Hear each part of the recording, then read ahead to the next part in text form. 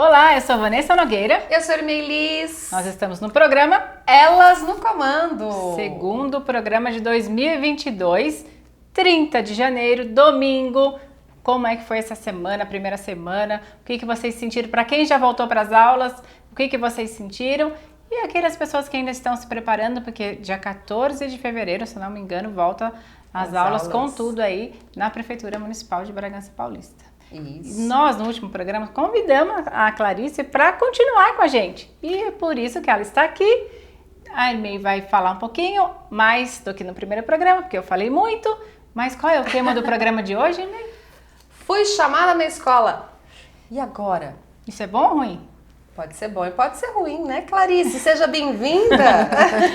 Obrigada novamente pelo convite. É um prazer, né, estar aqui com vocês e poder participar para a gente conversar um pouquinho sobre esse assunto que é tão importante para os pais e para as crianças aí no processo de aprendizagem, Sim. né? Eu acho que é importante principalmente para o nosso esclarecimento como pai, como mãe, porque existe muitas inseguranças, muitos medos, né, Clarice? Sim. E a gente ter esse acolhimento, quando nós somos chamados, a gente vai falar um pouco sobre isso, mas eu falei, né, que pode ser bom e pode ser ruim.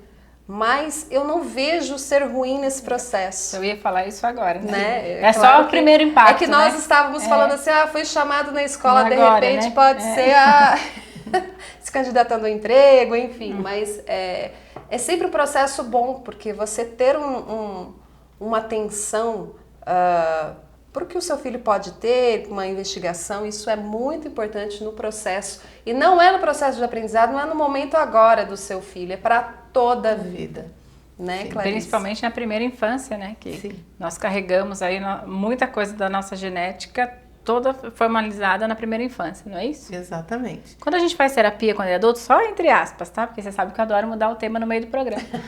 Quando a gente faz terapia quando adulto, o que é recomendável, né, algumas terapias? Volta na infância, lembra quando você era criança, o que aconteceu nesse período, algum bloqueio, tá lá com 8 anos, 7 anos que a pessoa leva para a vida toda. Exatamente. Palavra é sua, Clarice. Mais uma vez, boa noite, né? E acho que é um momento de conversar sobre isso. Às vezes os pais têm medo de enfrentar determinadas situações de desenvolvimento de aprendizagem. E quando é chamado na escola, é porque é feita uma observação, né? É uma constância de observações para poder identificar se há algum problema no processo de desenvolvimento da criança. Lógico, o professor não pode fazer um diagnóstico. O professor é olhar pedagógico. Como que é o olhar pedagógico do professor? Ele sabe o desenvolvimento da criança, no cotidiano ele vai perceber se há um movimento anormal ou na curva de desenvolvimento da criança, se alguma coisa está acontecendo de muito fora do normal. Então ele vai observar, ele vai intervir e se isso permanecer numa constância, é onde os pais precisam ser chamados para que possa se investigar esse processo, que é muito importante. Quanto mais cedo a gente identificar uma dificuldade de aprendizagem ou uma dificuldade que a criança apresente, mais fácil é o processo dela, né, no desenvolvimento e mais tranquilo é o processo. Quanto mais a gente esperar, mais isso vai se tornando uma dificuldade para a criança. Sim, eu costumo chamar a atenção que às vezes as crianças sofrem quando isso não acontece, né? Então, os nossos filhos, a gente pode amenizar esse sofrimento fazendo algumas pontuações, algumas intervenções pontuais, alguma coisa no cotidiano que pode ser mudado, né? Então, eu costumo falar que é muito difícil para nós que somos pais e mães, quando se chama na escola, nossa, bate o desespero, né? Então, e agora, né? O que o meu filho pode ter? E aí entra aquele pânico, aquele desespero do que pode ter. A gente acha às vezes que é algo de outro mundo. Eu queria que você falasse um pouco desse medo dos pais, Clarice, para nós. Dentro do processo é natural, né? Nós chamamos porque é uma insegurança, né? O filho é da gente, a gente quer que seja perfeito, né? O alecrim dourado da família, né? Exatamente, né? Então, quando nos deparamos com uma situação, aquilo nos abala, né? Nos tira o chão, né? Então eu estou confortavelmente e de repente uma situação diferenciada. O que eu coloco é que assim, existe esse momento para todo mundo, mas o importante é buscar conhecimento. Ajuda de profissionais que entendem do assunto, né? Não no Google, né? Não no Google. Porque às vezes, e comparação, é muito comum os pais compararem, né? Rodinha de amigas de conversa, tá indo na academia, enfim. O meu filho pesa 10, não, o meu já pesou 11, não tem essa comparação? Na hora do aprendizado também, na escola também. Exatamente. O meu lê 4, 5 livros por semana. Se eu deixar, nossa, ele já leu a biblioteca municipal inteira, 32 mil livros. Aí a outra fala, nem vou falar, porque o meu não faz corre do livro, né? Porque é um indivíduo, né? Isso. O que a gente tem que ter ciência, e o adulto, às vezes é difícil para o pai, para o adulto, aceitar que a criança tem o processo de desenvolvimento dela. E ninguém é igual a ninguém. Então, a criança ela tem as suas experiências, as suas habilidades e as suas preferências. Né? E ninguém é obrigado a saber tudo. O que a gente observa é quando sai muito da linha da normalidade. Né? Criança precisa de modelos. Né? A criança se espelha no adulto. Então, por que a investigação ela às vezes é demorada, é um longo período? Eu não posso fazer um diagnóstico precoce, porque depende do contexto. Eu preciso verificar o contexto que a criança vive, o contexto familiar, o contexto social, ver como que ela se manifesta na escola. A etapa do desenvolvimento. A etapa do desenvolvimento. Então eu tenho que olhar cada situação, porque a criança, dentro da normalidade, ela pula, salta, brinca, isso é normal da criança. Né? Então, às vezes, porque o meu filho é hiperativo, porque o meu filho não presta atenção. Então a gente tem que tomar muito cuidado, né? de ver o histórico. Não, essa criança tem não pode regras, comparar, né? Essa criança tem regras, ela é uma criança solta, à vontade. Porque se ela é solta à vontade em casa, ela não vai ter regras na escola. Até ela se adaptar, vai demorar um tempo. Então, daí a conversa entre família e escola. Por isso que é muito importante quando você é chamado na escola, comparecer à escola. Comparecer, né? Para poder é um processo tudo isso. Que é em conjunto, né? É em conjunto. E eu queria chamar bastante atenção que eu acredito que não existe pessoas melhores que os educadores, aqueles que estão na escola, para poder observar se tem algo ali dentro do desenvolvimento dos nossos filhos que está fora da curva ou não. Porque ele tem uma amostragem muito maior. Às vezes nós temos um filho, caso de famílias com um filho, e ou o olhar dois, é três, outro, né? É um olhar diferente. Então a escola chamou, nós estávamos falando aqui do processo de luto, né? Porque eu conheço muitos pais que teve aquele processo inicial de negação. Não, meu filho não. E ignora mesmo esse chamado. Às vezes muda a criança de escola. Sim. Já vi situações nesse tipo. Sim. Ignora esse chamado, mas esse chamado ele precisa ser, porque ele vai evitar uma etapa. Não é quando o seu filho está no maternal, Sim. ou quando está no primeiro fundamental, ou... É lá na frente, ele é adulto, ele enfrentando a vida. Exatamente. Então, quando você faz isso e você vai atrás de descobrir, às vezes começa o processo de diagnóstico, né, Clarice? E chega-se ao diagnóstico que não tem nada, que não fechou. Sim, que não fecha. Até porque passa por vários profissionais, né? Mas também é bom ter do outro lado, né? A escola ter esse olhar de acolhimento. Né? Porque muitas vezes a escola também, ela quer fazer um diagnóstico precoce. O precoce, né? Ele é muito Chama o perigoso, aluno né? e já, né, aquela professora que também não tem tanto bagagem assim, conhecimento, que está começando, enfim, e também não tem um apoio, um auxílio, já faz aquele negócio, aquele aluno ali é o fulano, vai ficar sentado lá É um problema. Né? Assim, e aí acaba... rotulando. Precisa ser dos dois lados, porque Sim, senão é... assim como você ignorar esse chamado, por isso que Da eu falei escola. assim, olha, coloca, A escola né, não pode ignorar os pais, assim né? como a gente também, você como pai também tem que questionar se o diagnóstico vier da escola mesmo, porque a Clarice falou isso no programa anterior, quem não assistiu, vai lá, assista, foi muito bacana.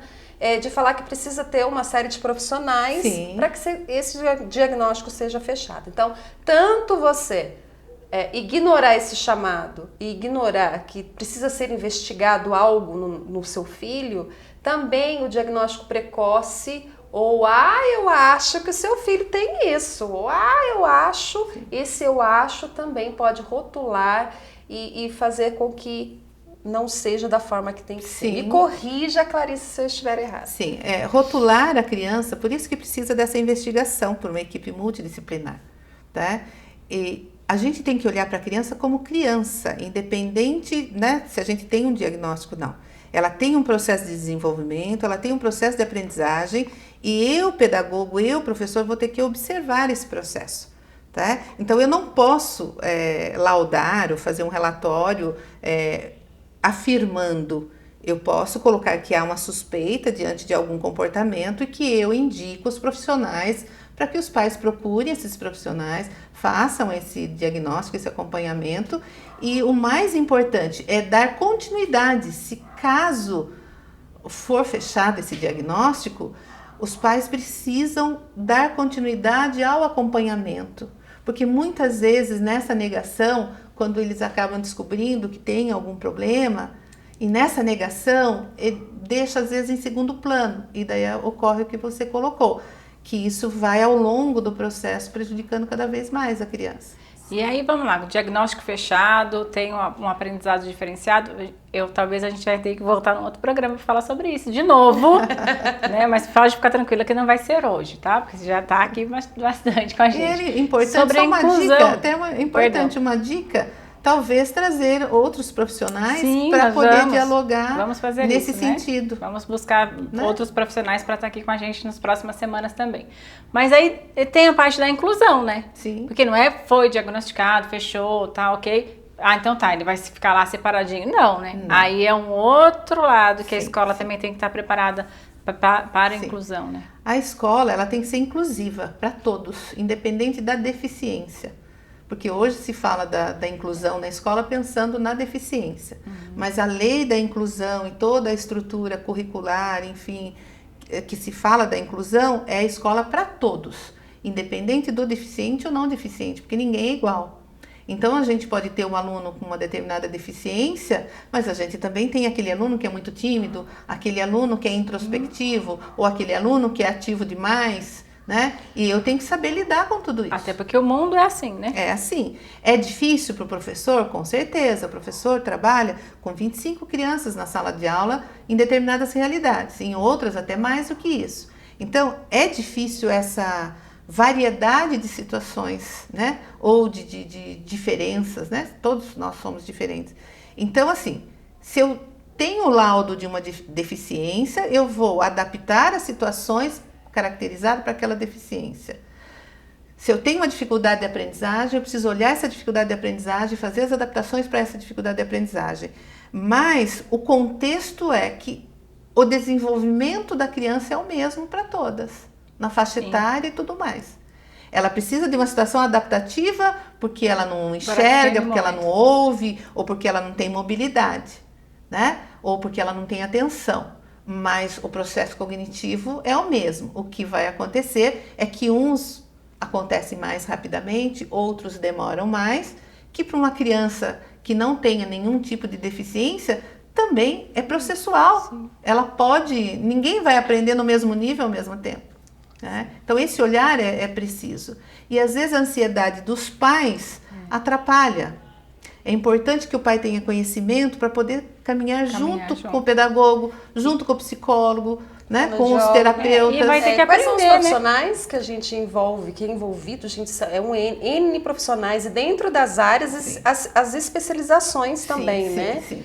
Então são psicólogos, fonoaudiólogos, pedagogos, psicopedagogo, médicos, né? Hoje às vezes o dentista também por conta da questão do aparelho fonador, né? De toda essa articulação, o dentista às vezes também envolve nesse movimento, o pediatra, o neuro, né? Então é um conjunto, né? Para vocês verem que às vezes são pontos assim que a gente pode melhorar a qualidade de vida dos nossos filhos com a aceitação. É claro que a gente tem o período que a Clarice falou, que é do luto, quando a gente é chamado e descobre. Mas olha, um problema na fala, às vezes o dentista vai Sim. resolver e às vezes a criança pode ser tratada ali naquele momento de uma forma onde a sua autoestima fica baixa, onde ela vai se sentir diferente frente às outras crianças e algo simples de se resolver, né, Clarice? E o outro ponto é que, às vezes, quando está o processo de tratamento da criança, é importante que a família também seja tratada e cuidada. Numa terapia, no acompanhamento. Isso, acho que a família, primeiro que é a base de tudo ali, e tem que estar forte ou se fortalecer para esse momento, porque não é fácil. Muitas vezes acontece até separação, né? Sim. É porque é um processo doloroso para a criança, para os adultos, enfim. E trabalhoso, né? Porque todo esse movimento envolve muita atenção da família, né? Às vezes sobrecarrega mais ainda a mulher, né? Já é separada, mãe solteira, enfim. N casos aí, ou sobrecarrega mais o pai também, porque a mãe nega, tem de tudo, mas isso que eu acho que é importante, esse conhecer, né? Ó, está sendo previsto que está com essa deficiência, ou sei lá, essa atenção especial nesse momento, vamos juntos, né? Quem frequenta a casa? É a avó? É o pai? É a mãe? É o irmão? É o tio? Então, acho que a família, nesse momento, junto com a escola, é o que vai ser o alicerce para que as coisas se desenvolvam, cresçam e porque muitas vezes a criança começa o processo de tratamento e os pais trabalham, então os horários, né? Hoje já tem até acho que uma lei, agora não me recordo o número da lei, principalmente para os autistas, onde a mãe tem o direito agora de trabalhar talvez com horário reduzido. Horário reduzido para poder acompanhar a criança nas terapias. Olha só. E nesse caso, você pode ir nas escolas também ou não? Então, a lei saiu agora, né? Então, eu não sei como que isso vai ser conduzido. Quando a criança está na escola e tem autorização do período de tratamento, o pai e a mãe podem ir até a escola tem que ser notificada, né? O médico dá toda essa orientação, então sai para fazer o tratamento. Isso pode acontecer. Se a criança no período integral. Se ela é no período regular, né? Meio período, ela frequenta normal e no outro período, geralmente a gente orienta para levar nos terapeutas. Isso que é importante, a importância do diagnóstico e a criança, a equipe escolar, entender que o seu filho, ele precisa, porque às vezes é questão de adaptação, né? Então, o tempo que a sala leva para fazer uma avaliação é o tempo que seu filho não leva, então ele precisa de um tempo a mais. Se você não tem um diagnóstico em mãos, o seu filho não tem esse direito, aí ele acaba, ou às vezes adaptar as provas, né? Tem criança que ela não vai conseguir fazer a prova escrita o tempo todo, mas o processo de aprendizado está se dando, está acontecendo ali, mas a prova tem que ser oral. Né? Então, é um sofrimento e um desgaste que você evita para o seu filho, então eu acho que é primordial você procurar. E hoje, no final do ano passado, se não me engano, no começo de dezembro, teve uma lei que foi aprovada, também, principalmente para quem tem déficit de atenção e dislexia, ter acompanhamento especial. Então é um direito, você saber dos seus direitos, saber o que você pode ir atrás de apoio. Então o diagnóstico ele é importante. Sabia que o seu filho, você tem o diagnóstico que ele tem o déficit de atenção, por exemplo. Então, ele vai para o vestibular. Ele pode solicitar uma prova diferente para ele ou um tempo de prova diferente para ele se ele tiver com o diagnóstico em mãos. Se ele não tiver diagnóstico em mãos, às vezes a dislexia também, né? Ele não tem esse direito. Isso é válido até na universidade. Então, hoje um aluno entra na universidade, né? Dependendo se ele for disléxico, ele tiver a comprovação ou tiver algum déficit de leitura, alguma situação, ele também tem que ter atividades adaptadas. Eu tive um caso, há alguns anos atrás, da minha aluna na pedagogia com dislexia. Então, a adaptação, a gente lia para ela, gravava os textos para que ela pudesse compreender. E na hora da avaliação, também, a gente gravava a avaliação, ela respondia, mas ouvindo o áudio, né? Porque ela não conseguia realizar a leitura. E se formou, como todos os outros, com notas boas, com competência. né? Tenho certeza que é uma profissional maravilhosa, Porque vai ajudar muita gente, né? Se a gente não pode rotular porque tem um diagnóstico, porque não tem, porque você sente que o seu filho tem aquela pitadinha especial. São ricos em criatividade, né? Em alegria, às vezes encontra saídas e tem o hiperfoco, né? Que a gente fala, às vezes não consegue prestar atenção em tudo que está acontecendo, mas aquilo que ele está fazendo, ele faz com uma perfeição e maestria. Que, ó... E o grande segredo, não importa a deficiência, é a autoestima. Né? A criança ela tem que sentir que ela é capaz. Sim. No tempo dela, do jeito dela, mas que ela é capaz de fazer. Por isso que é importante aí a família estar próxima, a família né? estar próxima, né? Você sabe que você falando isso, Clarice, é algo que eu sinto até pela experiência, a minha formação. É claro, eu não atuo na área, mas eu sinto hoje muitos adultos, porque na nossa época, quando nós éramos criança, tá? Não tinha, não se falava tanto, não existia tanta... Existia, claro, né? Sim, mas não era... Não tinha o diagnóstico, não tinha os estudos profundos sobre isso. Era né? assim, você é burro, você é inteligente. Era tudo muito... Você reprovava anos e anos na escola e abandonava a escola sem saber. Então, por isso a gente vê hoje tantos adultos que deixaram a escola, que hoje sofrem, têm depressão, começam projetos e param no meio. Sim.